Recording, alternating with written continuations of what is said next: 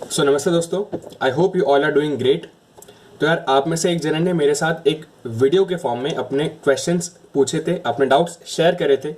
तो I think मैंने सोचा कि इसके ऊपर क्यों ना एक वीडियो बना दी जाए और यूट्यूब पे डाल दी जाए, जिससे कि और लोग जिनको भी सिमिलर डाउट्स हैं या फिर मोस्ट ऑफ द पीपल को, क्योंकि मुझे लगता है ये डाउट्स रहते होंगे, उन सबको भी उनका सॉल्यूशन मिल जाए और उन सबको भी एक बार ये चीज़ समझ में आ जाए कि हमें इन चीज़ों से कैसे डील करना है। तो चलिए आइए हम देखते हैं कि क्या वो डाउट्स हैं और उनका सॉल्यूशन क्या निकाला जा सकता है। पहला प्रॉब्लम है कि क्वेश्चन रीड करने के बाद आइडिया नहीं आता है कि इसको कैसे सॉल्व करें या फिर कौन सा कॉन्सेप्ट इसमें लगने वाला है। क्वेश्चन रीड करने के बाद ऐसे स्ट्राइक नहीं होता है कि जो पहले पढ़े हुए कॉन्सेप्ट में से कौन सा एक पर्टिकुलर कॉन्सेप्ट है जो इसमें इस्तेमाल करना है। तो यार, काफ़ी वाजिब सा डाउट है इनका कि आइडिया नहीं लगता क्वेश्चन को देखने के बाद कि कैसे प्रोसीड किया जाए। तो यार, ऐसा हो सकता है कि काफ़ी क्वेश्चंस आप ऐसे एनकाउंटर करो, ना सिर्फ बिटसेट में but also in JEE mains and JEE advance, जिसमें आपको डायरेक्ट क्वेश्चन को देख के ये समझ में ना आए कि मैं क्या करूं। बट वहां पर आपको फिर बैठकर सोचना नहीं है। The better way would be to guess, to hit and try. अब जैसे अगर मैं इसी क्वेश्चन की बात करूं तो आप देख सकते हो कि ये सर्कल का क्वेश्चन है। तो यहाँ या तो मैं सर्कल का कोई कॉन्सेप्ट ला के आंसर तक जाऊंगा, या फिर क्योंकि इसमें x प्लस वाई की ग्रेटेस्ट वैल्यू की बात करी गई है, मुझे ये भी पता है कि ग्रेटेस्ट वैल्यू निकालने के लिए I can use the process of differentiation. तो यहाँ मुझे दो ऑप्शन क्योंकि नजर आ रहे हैं, one of which is circles and another is differentiation. तो अब ये मेरे ऊपर है कि मैं कौन सा वाला प्रोसेस लेके स्टार्ट करूं। The best and the most important thing is to start. अगर आप बैठ के सिर्फ कंटेम्पलेट करते रहेंगे कि बेटर वे कौन सा होगा या बेस्ट पॉसिबल वे कौन सा है to reach to the answer, then it is not going to help you at any way. बस आपको स्टार्ट कर देना है। आपको लग रहा है सर्कल है तो सर्कल से स्टार्ट करो, आपको लग रहा है डिफरेंशिएशन करके आंसर आएगा तो आप डिफरेंशिएट करो। और 99% केस में यार आप लोग देखना, जब आप स्टार्ट कर दोगे तो बहुत फास्टली क्वेश्चन सॉल्व हो जाएगा, instead of sitting and thinking on how we can solve it. Okay, second type का है कि क्वेश्चन रीड करने के बाद जो ऐसे कुछ टर्म्स आ जाते हैं बीच बीच में जिसका सेंस नहीं बनता है कि इवन प्राइम अभी क्या हो गया। अभी क्वेश्चन प्रॉब्लम सॉल्व करने के बाद जब सोल्यूशन देखता तो इजीली स्ट्राइक हो जाता है कि इवन प्राइम तो एक ही हो सकता है, टू हो सकता है सोल्यूशन देख के। लेकिन जब क्वेश्चन रीड करता है फिर जब टाइम लगा के प्रैक्टिस करो तभी रियलाइज़ नहीं होता है कि इसका मतलब क्या हो सकता है, या फिर इसे इजी टर्म्स का भी। तो देखिए, इस चीज के लिए तो यार बस मैं ये बोलूंगा कि जितना ज्यादा आप प्रेजेंस ऑफ माइंड रखेंगे पेपर को सॉल्व करते टाइम या किसी भी क्वेश्चन को सॉल्व करते टाइम, उतना ज्यादा इजी रहेगा आपके लिए। अब यहाँ पे इवन प्राइम एक छोटी सी चीज थी, इवन नंबर जो कि प्राइम है और वो सिर्फ एक नंबर है 2। तो यहाँ बहुत बार ऐसा हो सकता है क्वेश्चंस में कि आपको लैंग्वेज में थोड़ा उलझा दिया जाए या कुछ ऐसे टर्म्स लिख दिए जाएं जिनके कारण कुछ कंफ्यूजन या कुछ एम्बिग्यूटी क्रिएट हो जाए क्वेश्चन में। बट वहां आपको देखना है, अपना प्रेजेंस ऑफ माइंड रखना है और फिर मोस्ट अप्रोप्रिएट जो भी आपको लग रहा है वो चीज ले लेनी है। तो यार, प्रैक्टिस करते टाइम ये भी आप इंश्योर करो कि उस टाइम पे आपका पूरा का पूरा कॉन्सेंट्रेशन, पूरा का पूरा ध्यान उस पर्टिकुलर एक क्वेश्चन पर हो जो आप कर रहे हो। इससे आपकी सिली मिस्टेक्स भी कम होंगी, जो कैलकुलेशन मिस्टेक होती हैं वो भी कम होंगी। थर्ड टाइप का प्रॉब्लम है कि ऐसा अभी बहुत ज़्यादा प्रैक्टिस कर चुका हूँ मैथ्स में, तो ऐसा लगता है कि जो भी क्वेश्चन आ रहा है वो कभी ना कभी प्रैक्टिस किया ही होगा। तो ये जो क्वेश्चन है कॉम्प्लेक्स नंबर्स का, वो एग्जैक्ट स्टैंडर्ड क्वेश्चन नहीं है। तो एक ऐसा सॉल्व करते समय ऐसा लगता है कि पहले सॉल्व किया हुआ क्वेश्चन होगा तो उस मेथड से ट्राई करता हूँ। तो सॉल्व करते समय मैं वही मेथड लगाने की कोशिश करता हूँ जो किसी और क्वेश्चन में लगाए हुए होंगे मैंने पहले। लेकिन ऐसा हमेशा तो नहीं होता है कि हर एक क्वेश्चन रिपीट हुआ होगा या फिर हर एक क्वेश्चन स्टैंडर्ड टाइप का क्वेश्चन होगा। इसमें ये थोड़ा अलग टाइप का क्वेश्चन है, इसका जो मेथड है वो अलग है।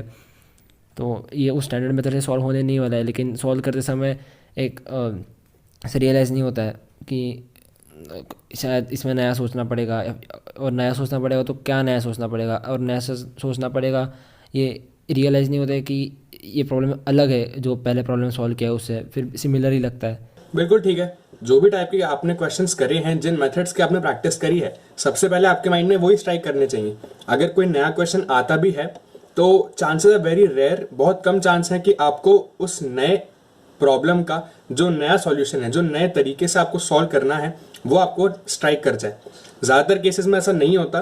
तो उसके लिए बेस्ट अप्रोच ये रहती है कि जो भी आपको स्टैंडर्ड अप्रोच मालूम है उस क्वेश्चन को सॉल्व करने की, आप उससे सॉल्व करना स्टार्ट करो। But here speed will matter a lot, क्योंकि अगर क्वेश्चन उस स्टैंडर्ड तरीके से सॉल्व नहीं हो रहा और आपको कुछ इधर उधर की चीज सोचनी पड़ेगी, आउट ऑफ द बॉक्स आपको सोचना पड़ेगा, तो वहां you might have to try 3-4 different veg.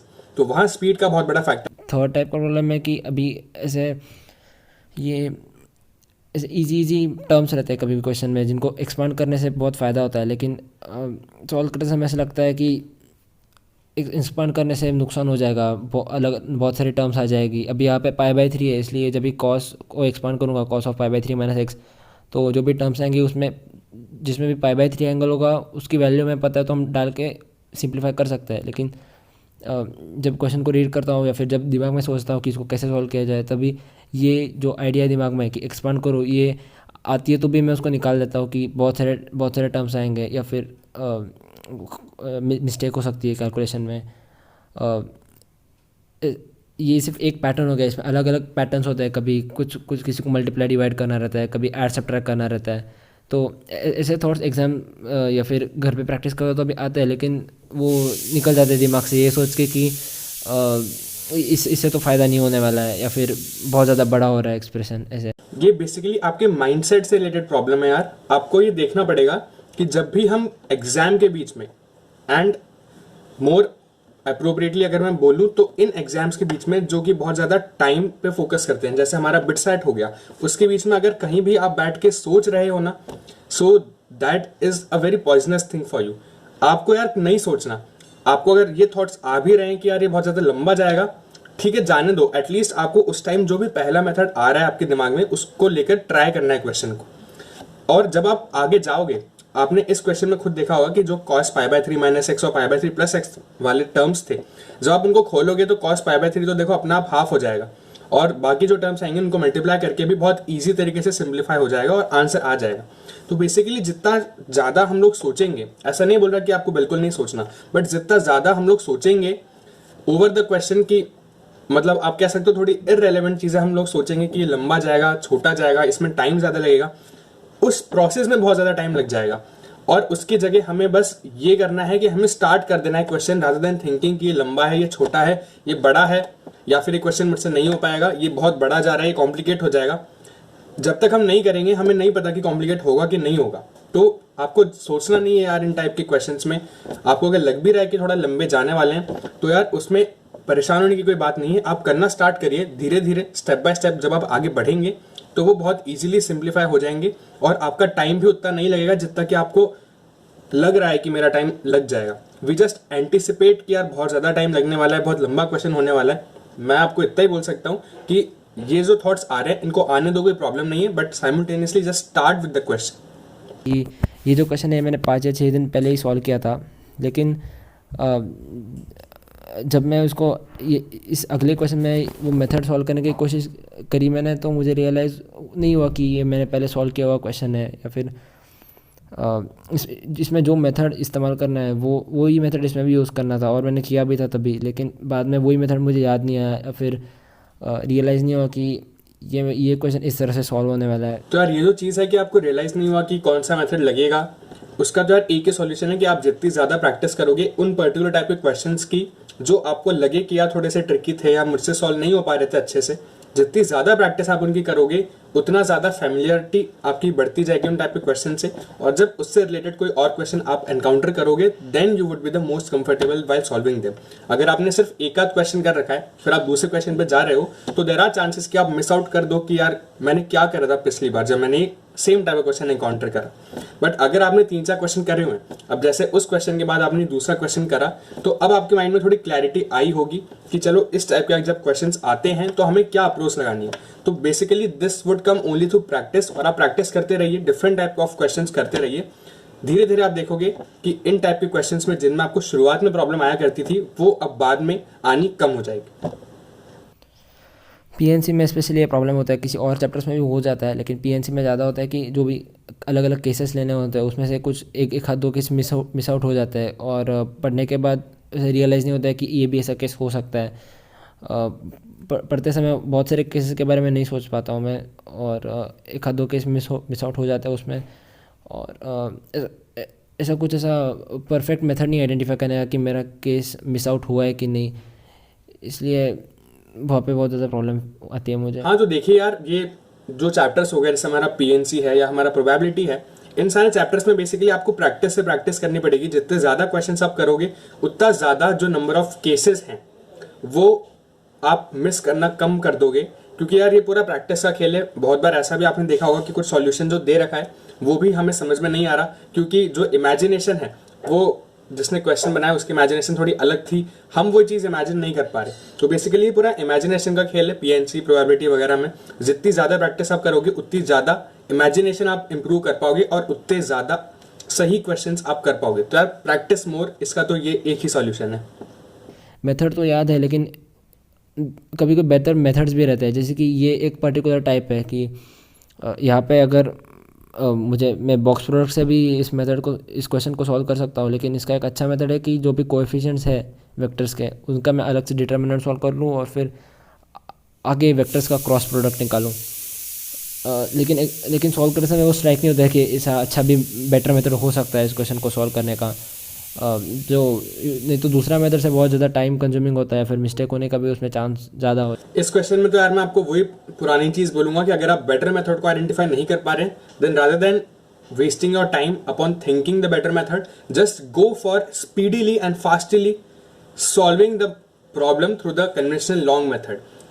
मैंने आपको अपना एग्जांपल दिया था, आप खुद आइडेंटिफाई करो अपने लिए। अगर आप बेटर मेथड आइडेंटिफाई नहीं कर पाते तो आप फिर लेंदी मेथड पे जाओ, उसमें कोई प्रॉब्लम नहीं है, but there you would have to make sure कि मैं स्पीड के साथ सॉल्व कर रहा हूँ ताकि मेरा ज़्यादा टाइम खर्च नहीं हो रहा। That's the only solution to it. फिर ये बहुत ज़्यादा क्वेश्चन में मुझे फेस होता है ये प्रॉब्लम कि क्वेश्चन के जो अलग अलग पार्ट्स दिए हुए थे, जैसे कि एक ही क्वेश्चन दिया है l+m+n=0 और फिर l² + m² - n² 0, तो इन सबको रिलेट करके कैसे मतलब इन सबको कैसे रिलेट किया जाए हमारे आंसर को ढूंढने के लिए। ऐसे अलग अलग जो भी पॉइंट्स दिए रहते हैं, जैसे कि ये क्वेश्चन में अभी f' f(x), फिर बहुत सारे पॉइंट्स दिए हुए हैं, f(0) दिया हुआ है, फिर ये f(x + g(x) दिया हुआ है, लेकिन ये सब का हमें जो निकालना है इंटीग्रल f(x g(x) dx, इससे क्या रिलेशन है, या फिर ये सब पॉइंट्स को यूज़ करके आंसर तक कैसे पहुंच सकते हैं, वो मैं समझ नहीं पाता हूँ, या फिर वो मैं सोच नहीं पाता हूँ एग्ज़ाम में या फिर घर पे भी। तो यार इन टाइप के क्वेश्चंस में आप क्या कर सकते हो, जब आप पहली बार इन क्वेश्चंस को एनकाउंटर करोगे तो इट इज़ वेरी नॉर्मल कि आपसे क्वेश्चन ना हो, आपको वो चीज़ स्ट्राइक ना करे, बट तब आपको सॉल्यूशन देखना है और फिर समझने की कोशिश करनी है कि हाउ दे आर प्रोसीडिंग और क्या चीज़ वो अप्लाई कर रहे हैं। एक बार आपको ये समझ में आ गया, फिर आप सिमिलर टाइप के क्वेश्चंस की प्रैक्टिस करने जाओ। ये प्रैक्टिस से ही इंप्रूव होगा, और साथ साथ में जहां पर आप अटक रहे हो उन क्वेश्चंस को ज़्यादा टाइम मत दो, 4 से 5 मिनट खुद जब ट्राई कर लो आप, उसके बाद आप जल्दी से सॉल्यूशन देख लो, क्योंकि बहुत बार कुछ एक आध ऐसी चीज़ होती है जो हम मिस कर रहे होते हैं और वो सॉल्यूशन में हमें मिल जाती है। तो आप प्रैक्टिस करिए, और अगर आपसे नहीं हो पा रहा question, then go for looking at the solution and understanding it. और जितने ज़्यादा क्वेश्चन आप करोगे इसी टाइप के, जितनी ज़्यादा प्रैक्टिस आपकी होती जाएगी, जब कोई नया क्वेश्चन आएगा तो आप बहुत इजीली सॉल्व कर पाओगे और चांसेस आपके बढ़ जाएंगे कि अब वो क्वेश्चन आपसे सॉल्व हो जाएगा करेक्टली। ये क्वेश्चन पढ़ते समय मैंने पढ़ा था कि x² + y² < 4x, तो पहले मैंने इसका रेडियस ढूंढा, और रेडियस ढूंढते समय मुझे पता था कि ये सेंटर एट ओरिजिन नहीं है, लेकिन जब भी मैंने इसका डायग्राम बनाया तो मेरे दिमाग से वो हट गया था कि वो सेंटर एट ओरिजिन नहीं है, और मैंने जो सर्कल बनाया वो सेंटर एट ओरिजिन ही बना दिया, और फिर क्वेश्चन गलत हो गया उसमें।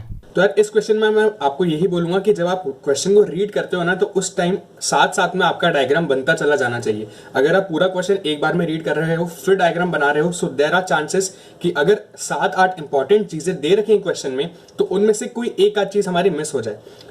तो आपको यही करना है, आपने ऐसे पहली लाइन पढ़ी इसमें, the area in square units of the region, तो जो भी रीजन दे रखा है आप सबसे पहले उनको स्केच कर लो, फिर जो आपसे पूछ रहे हैं आप उसको नीचे लिख लो कि वो क्या पूछ रहे हैं, आगे क्वेश्चन मार्क बना के। बेसिकली जो जो लिखा हुआ है एक एक करके आप सबको प्लॉट करते जाओ। मैथ्स का ही नहीं, अगर कोई फिजिक्स का क्वेश्चन है 2 से 3 लाइन का, कोई बॉक्स है वो टेबल पे रखा है, उसमें इतना फ्रिक्शन है, उस पर इतनी फोर्स लग रही है, तो जैसे जैसे आप क्वेश्चन को पढ़ते जा रहे हो साथ साथ में आपका डायग्राम बनता चला जाना चाहिए। अगर आपने ये सोचा कि मैं एक साथ बना लूंगा बाद में, अभी इस क्वेश्चन को समझ लेता हूँ, समझ में तो यार हो सकता है वो क्वेश्चन आए ना, और अगर आ भी गया तो चांस है कि आप गड़बड़ कर दो डायग्राम बनाने में। तो साथ साथ में आप बनाते जाओ, और that is the best way कि आप बिना एरर करे क्वेश्चंस को सॉल्व कर सकते हैं। तो यार चलो दोस्तों, इस वीडियो को एंड करते हैं। बस यही चीज़ थी, कुछ डाउट्स थे जो मैंने सोचा आप लोगों के साथ शेयर कर देता हूँ। काफ़ी रेलेवेंट लगी मुझे लगा कि यार हो सकता है काफ़ी सारे लोगों को ये सेम डाउट या सिमिलर डाउट्स आ रहे हों, तो तो आई होप कि आपको वीडियो से कुछ वैल्यूएबल इन्फॉर्मेशन मिली होगी। वीडियो को यार लाइक कर देना, शेयर करो अपने और फ्रेंड्स के साथ, and if you are new to our channel then subscribe it and press the bell icon. आपके यार लास्ट 30 डेज का जो प्लान है वो अंडर प्रोसेस है, आपको 1-2 दिन में वो मिल जाएगा। तो मेक श्योर कि आपने बेल आइकन दबा रखा है ताकि वो प्लान आपसे मिस ना हो जाए और आप पहले ही दिन से अपने फुल एफिशिएंसी, अपने 100% एफर्ट्स के साथ बिटसैट की प्रिपरेशन स्टार्ट कर दो। तो चलिए दोस्तों, हम लोग नेक्स्ट वीडियो में मिलते हैं। जय हिंद, वंदे मातरम।